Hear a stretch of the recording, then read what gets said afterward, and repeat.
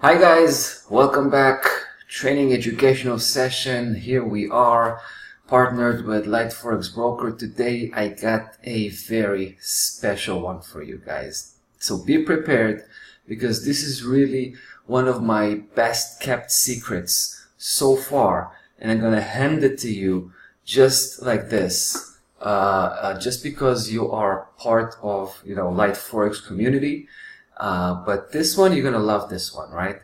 This is the strategy that I named Fibo Slingshot 2.0.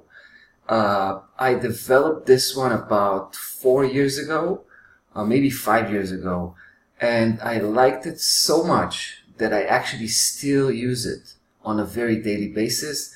There you go. Here it is. So let's begin.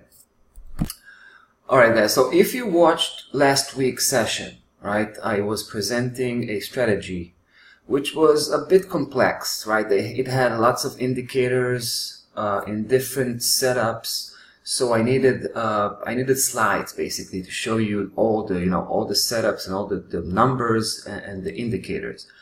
Here we actually have a relatively simple strategy, but it is very, very smart. Simple, but very smart, maybe genius, I would say. I'm only using here one indicator. That's it, right? It's the RSI, and even the RSI itself is not so important. I added the RSI actually about 2 years ago, and this is why I renamed the strategy 2.0, because it was kind of a latest version.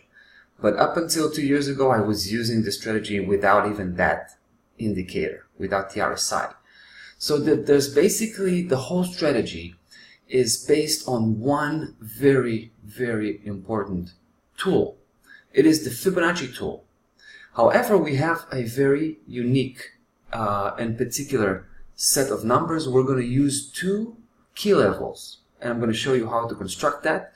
And other than that, that's pretty much it. It's one Fibonacci tool supplemented with indicator RSI, but the strategy itself is the way you conduct, the way you apply that Fibonacci on which specific moves, and obviously I'm gonna tell you all about that as well. So if you're ready, let's dive in. I have three case studies from the Forex market. That should be enough. That should be sufficient enough to demonstrate, the purpose, the concept of the strategy and the purpose of the strategy, and everything related to that. So, like I said, the first thing you want to make sure is that you are on the daily chart. This is pretty much designed. I was designing this strategy on the daily chart, and also on the daily close, the close of the bar, with some reference to the weekly chart, right? This is how I constructed this strategy. I'm a big fan of the daily chart. I don't consider myself to be a day trader, but rather a swing trader or even a position trader where I hold positions for a number of days, sometimes number of weeks. So make sure you're on a daily chart, right? And then here's the first tool you want to draw. Take a look. I'm going straight to the Fibonacci, right? I'm taking the Fibonacci, and in this case, it's already, I've already, set the numbers here, but it's pretty simple. Take a look. Here's the window. I'm only using two levels, 1.236, right? Now, if you want to have the price tag, right, which you probably do, then you want to add up these two parameters, right? It's the percentage sign and the dollar sign in that order. That would give you the price if you didn't know that already. And the second key level is 1.618. Now we've discussed about these two key levels before, right? If you've been following us, then you know I'm a huge fan, right? A huge proponent of these two key levels. These are by far the most important projection levels that I've ever came across, right? And the whole strategy is based on these two key levels, and you'll see exactly what I mean. So you got you know, these values, right? 1.236, 1.618, that's it. That's pretty much it. So there you go. The tool is ready. Now, like I said, the RSI less important, but since it is the latest version, latest update that I've done on the strategy, I'm going to share with you the whole thing.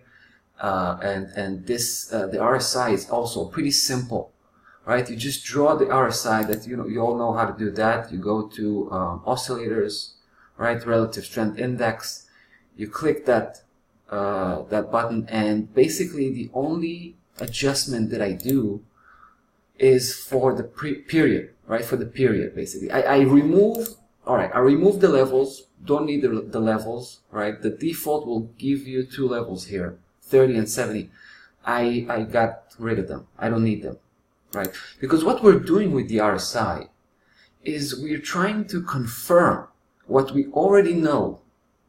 We already know, well, no, maybe no, it's a strong word. We already suspect of a reversal, a tipping point, a turning point, because that's what we're looking for with the Fibonacci here, right? We're looking for tipping point, for that moment when price shifts from one direction to the opposite. This is why we call it the Fibo Slingshot, because we're trying to kind of snipe the tipping point. Once we suspect that we found that that prospect, right, of a potential tipping point, we take the RSI just to kind of reconfirm that, just to give us another layer of confidence, so to speak.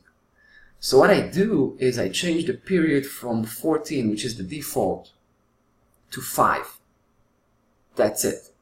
Simple as that. I got rid of these two lines, right, from in the level tab, and I changed the 14 to 5. Now, 5, why 5? Because we have 5 trading days in a week, right? This is the daily chart. So that's also probably will help you remember, the 5 element here. And like I said, that's that. Now, what I'm looking for with the RSI is actually not what it's usually used for. I'm looking for a divergence. I'm looking for either positive divergence, if I'm looking at a potential upside reversal, and I'm looking for negative divergence if I'm looking for a potential downside reversal, right? Now, for those of you who don't know what positive or negative divergence means, I'm going to show you right now. It's pretty simple. Take a look, for example, at this movement here, right? Coming from below, and we got a high here, and we got a higher high here, right? It's very straightforward, right? Hard to miss. However, if you measure those same peaks in perfect synchronization with the RSI, then you'll find that this is the relevant high on the RSI, right? According to the first high on the chart, and this would be the following high, right? In accordance with the second high, the higher high on the chart. And it's actually easy to see that in the price action, we had higher highs, like I said, but in the RSI highs, we actually had lower highs. You see what I mean? This is what we call negative divergence, right? Higher highs on price action as opposed to lower highs on the indicator, in this case the RSI. I'm using the RSI as the indicator to show me divergence, but I have to say that there are other tools that will do pretty much the same work. I just happen to like this one. But you could use the stochastic, you could probably use the MACD, right? For this purpose of finding, divergence. So when I have that negative divergence, where I suspect that this is why the Fibonacci was showing me that I should suspect that this point here is a potential tipping point. So when I had that RSI confirming with negative divergence, that gave me more confidence, so to speak.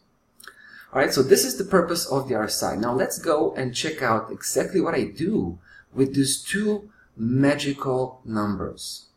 Magical, nothing. I can't stress this point stronger than that. The 1.236, which is probably the most important one, right? Not probably, it is.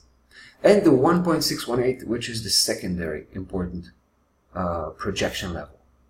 So here's how it works. Whatever you do, right, you need to identify any type of correction in an existing trend. It's very easy, right? I mean, it's very easy to see that this move, this downside move here, let me mark it down, this downside move here is a correction, right, of the previous opposite trend, right, opposite move, in this case upside move, and it's downside correction. Once you spot a downside correction and you pretty much you identify it, not in the middle of it, you actually identify it only when it begins to, well, to end, right? It begins to bottom out and there's another new fresh move, right, which is the same move like the original move, right? We have an upside move here. So once you see that, price is resuming that original trend, you know that you had here a downside correction. So this is pretty much the scenario that you need to recognize. It's very easy. It really is easy to spot a downside correction or an upside correction in an existing trend. The following move is basically the whole concept of the strategy. What you need to do at this point is you're going to try to evaluate how far this move is going to go, because it is very likely, and this is the power of the Fibonacci, right? This is the magic of the Fibonacci. It's hard to explain why. I can explain it, but it's too philosophical for this session right now. But price has enormous respect to the 1.236. So what you want to do is you want to place your measurement right across that movement from the very top to the very bottom, right? And you always want to look at the 1.236. In this case, which is the identification stage, we use only the 1.236. We do not use the 1.618. All right, the 1.618 will come later on. We'll use it later on. Right now, we're looking for the entry, not for the exit, right? We're looking for the entry. We're setting the conditions to establish a position. In this case, it would have to be a bearish position because this is a reversing strategy, right? We're trying to snipe the very end, the very tip of that move right before it turns around. And here's the magic. You can actually see it, right? This is why I said it is important to work with a daily chart, because you won't get that type of reaction in the shorter time frames because they're very noisy. At the end of the daily session, there is some degree of filtering out noise. The noise that I'm talking about, you can actually see it right here. It's these spikes here. Take a look. It's this spike right there, and the following one, and then another one, and then another one. 4 spikes, right? This is the noise.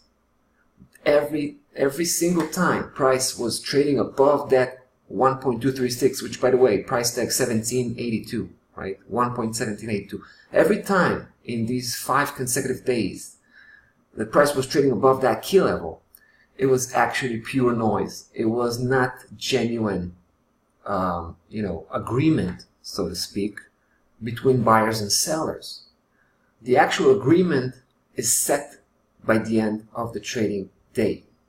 And on a larger effect, on the weekly bar, right, in the weekly close, and we've been talking about that before in many sessions before. You know how I view this, this type of behavior on the daily close and on the weekly close and even on the monthly close. But this is enough, right? Just a daily close. And you can see the reaction. Beautiful, right? So at this point, right, all you need to make sure is that price was reacting to that key level, right? Was basically challenging it. When I say challenge, I mean spiking it, right? It was trying to break through. It failed. When I see that type of reaction, I know that's that. I got it. I got the, the initial condition to fire up a new trading position, obviously to the opposite direction. So once you get that spike, you establish that position. Very simple. You open a bearish trade, right? The bearish position, sell position, and you place your stop loss level. I'm not going to go into that. There are many types of risk management, money management. It's according to the personality, to the size of the account, the size of the position, and so forth. All I can say is that I never use less than, I would say, 150 pip as a stop loss level from the entry point when it comes to trading the daily chart. It's usually about 200 pip, but it's never below 150. Anyway, just make sure you don't place them too tight, right? Because in this case here, just with the first reaction here, with the first day that actually touched base very slightly, I got in. But if you would place your stop loss level too close, you might be stopped out by these, following spikes here, which were just noise, right? So I placed the position, right? You place a bearish position, an opposite position, in this case, bearish position. You make sure that you got a, this could be, it's not a must, right? Sometimes I can say that I still do take positions when there's no confirmation coming from the RSI, right? But it's definitely a good thing to have. So I got that negative divergence, boom, I pulled the trigger. Now here's what you do. Once you're in that trade, right? Once we've entered, now we're looking for exit, right? We're looking for reliable tool or whatever it is that will show us a reasonable, reliable, point of exit, right? The type of exit that price was most likely to reach and maybe even turn around at that point. But at that point, it doesn't matter too much. It's just important to have a reliable target that price will actually reach, right? And this is the beauty with the Fibonacci projection, because if I was projecting here the end of this upside move, I can turn around the same measurement right now and apply it on the other side to project the next move, right? Basically, it's a projection system, so you just turn it upside down. Here, we're gonna use the 1618 just as well. But it's important to know on which move to place that opposite measurement, right? It has to be on the last visible, right? Visible. It has to be visible, easy to see, last opposite move, right? Last move, in this case, it is the move that took us all the way to 1782, right? So it would have to be this one. There is no other way. There is no other one.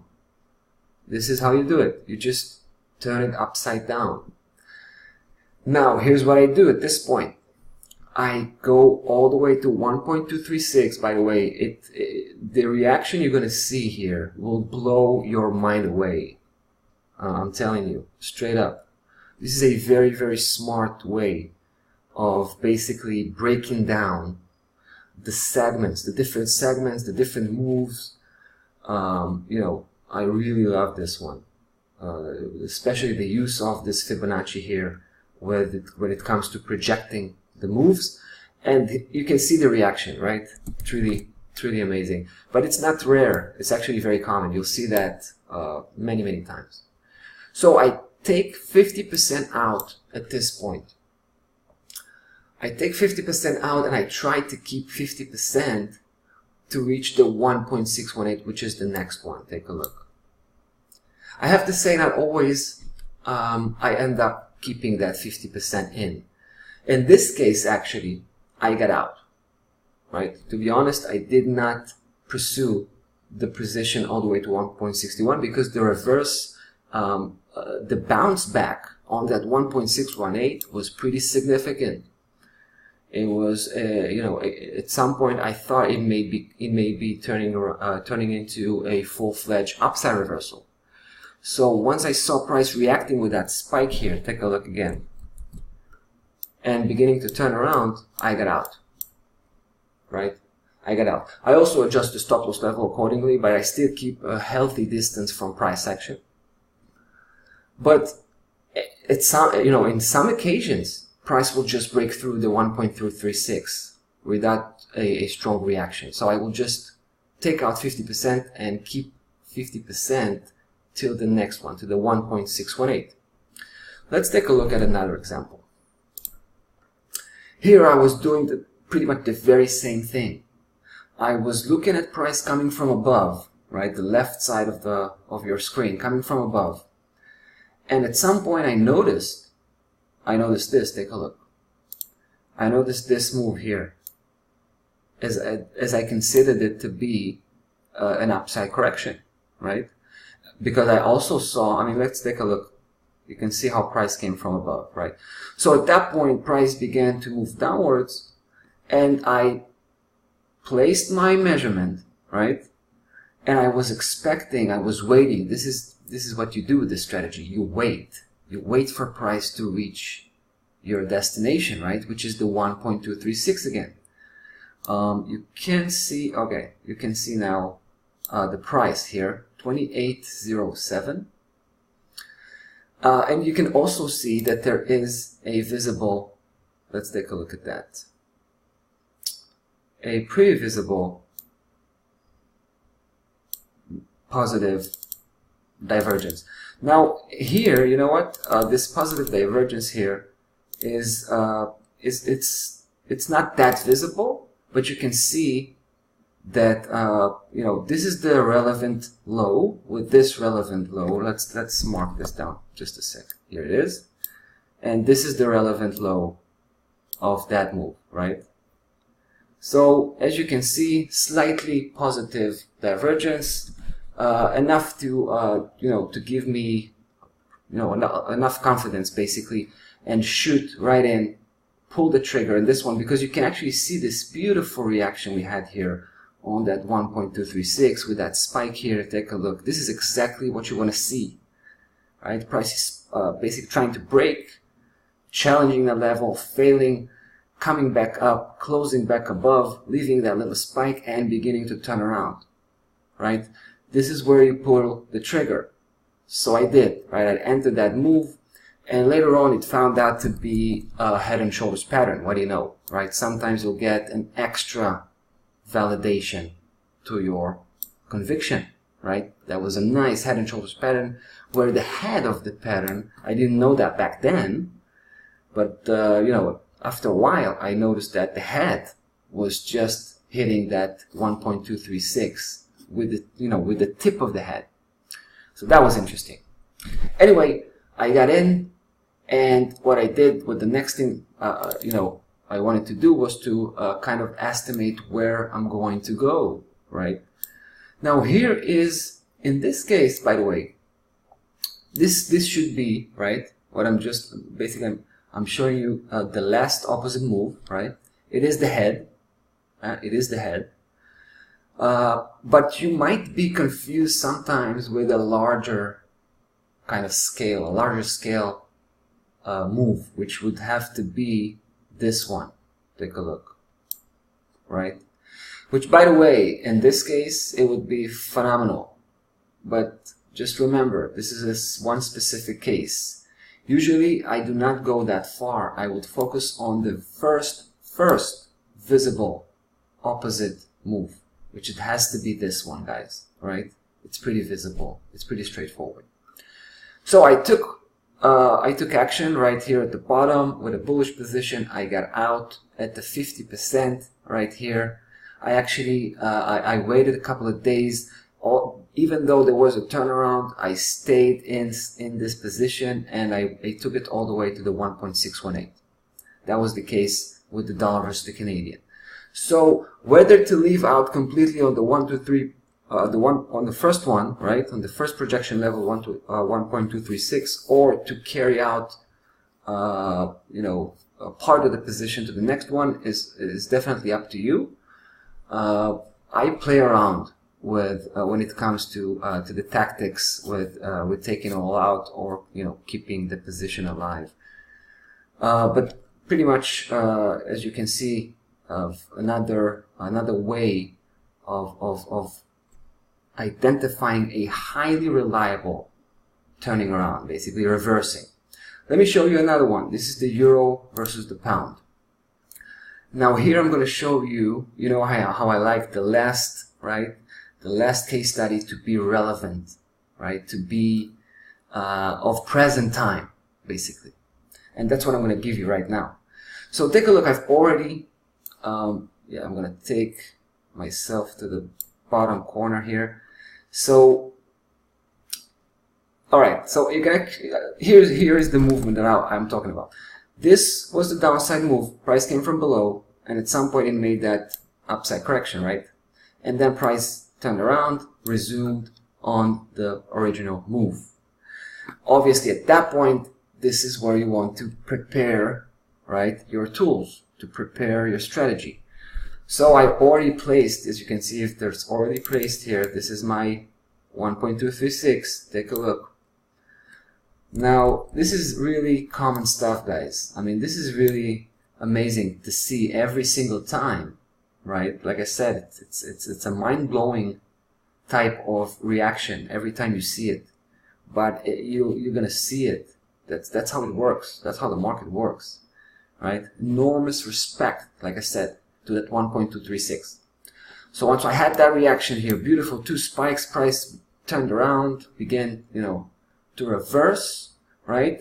At that point, we're checking the RSI, positive momentum. That's pretty visible, pretty easy to see, and we're good to go. Now, in this case, I took the whole move as a reference, right?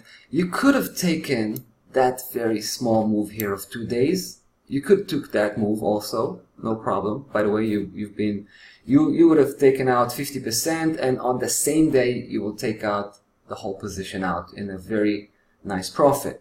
But in this case, and this is pretty much a matter of judgment, in this case I don't consider it to be a sustainable move, right? That's actually kind of a local, very local noise, basically. The visible opposite move, significant move, I should also mention, would have to be this. Now, here's what's interesting here. Because here I was both taking a massive profit on the way up, because it was a healthy move, as you can see, right? From the bottom of 86 all the way to 90, 400 pip.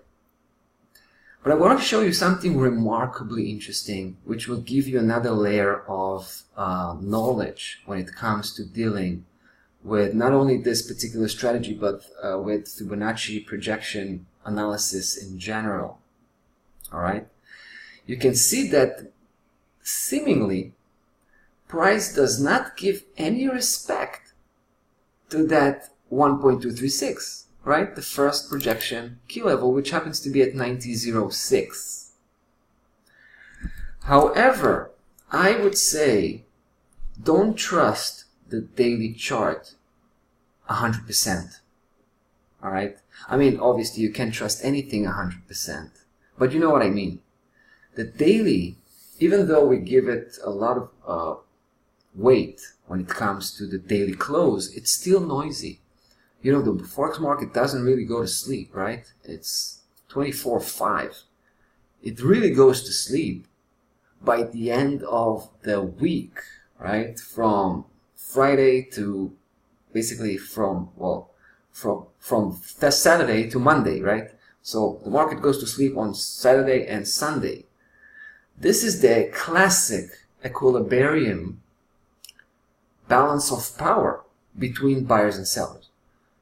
So every time you see price violating your 1.236, don't forget to check it out on the weekly chart as well once price closed the week.